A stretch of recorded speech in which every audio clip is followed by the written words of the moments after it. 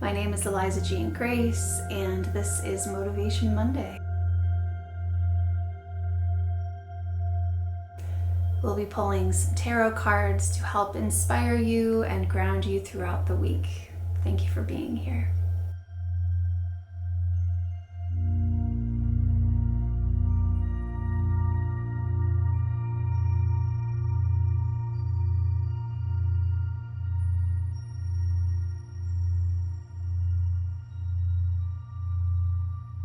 Our first card, we have the Hanged One, or the Hanged Muse.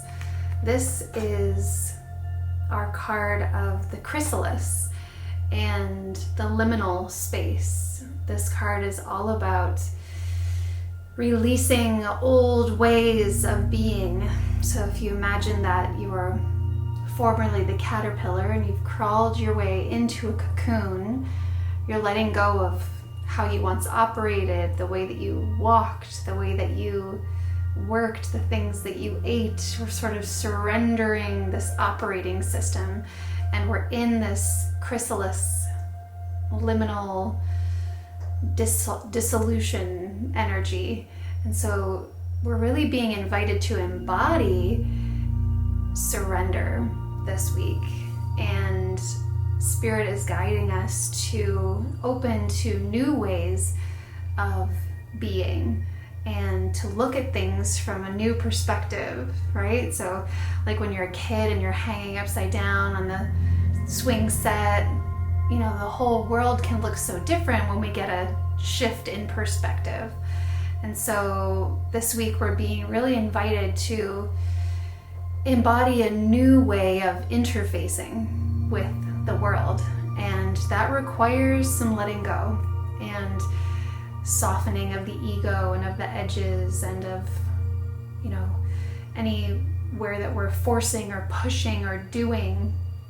It really asks us to pause and to look around and to be open to receiving information and guidance in a whole new way.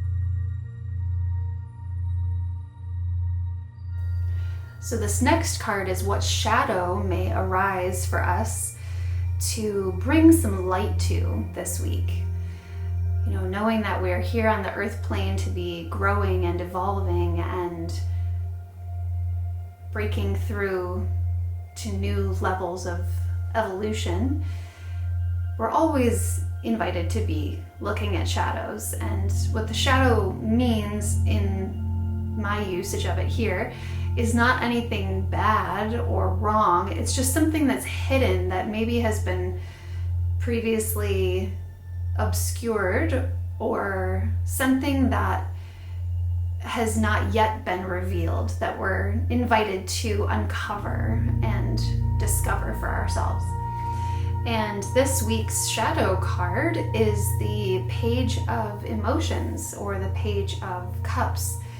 And this is like a tender inner child card that really wants us to tend to and listen to our emotional selves and to be with the inner child in terms of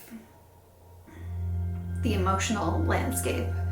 So this week we are being invited to listen to our emotions as sacred messengers, to be with the emotions versus, choking them back or suppressing them or rushing through to the next thing.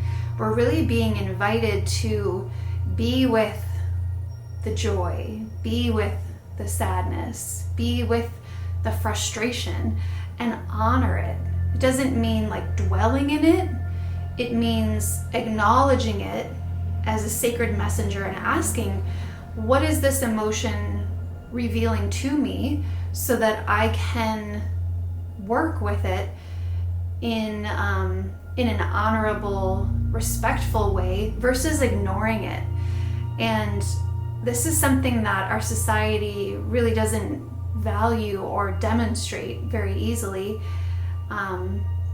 But there's great value in listening to our emotions and slowing down enough to feel the feelings rather than just rushing through and focusing on productivity. This is a really feminine kind of like, tender space to be in that will yield great benefit, because when we listen to that inner child, there's such wisdom and guidance and healing that will happen. So I'm excited to see how this supports you this week.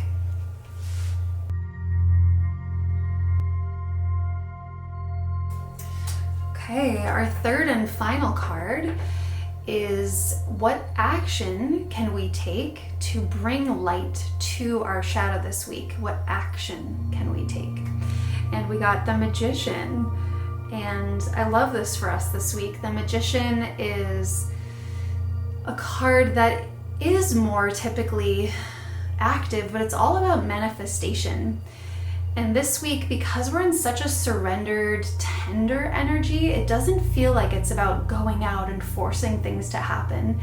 It's more about an awakening and shifting the perception to see the magic that is truly always all around us, and anchoring your dreams into your reality. Really focusing on gratitude here. When we focus on what we do have versus what we don't, and celebrate the little things, that magnetizes more of what is in alignment for us and more of what brings us that harmonious gratitude and joy. So the Magician this week, to me, doesn't feel as much about like manifesting cars as it is manifesting a peaceful space for yourself, and manifesting little joys and synchronicities. And it could be something like, maybe you're manifesting a car, who knows? But the focus being on the things that genuinely light and spark that joy and that connection to magic and synchronicity within yourself. And I think since we're being asked to surrender and look for the signs and be heart open and led by the inner child,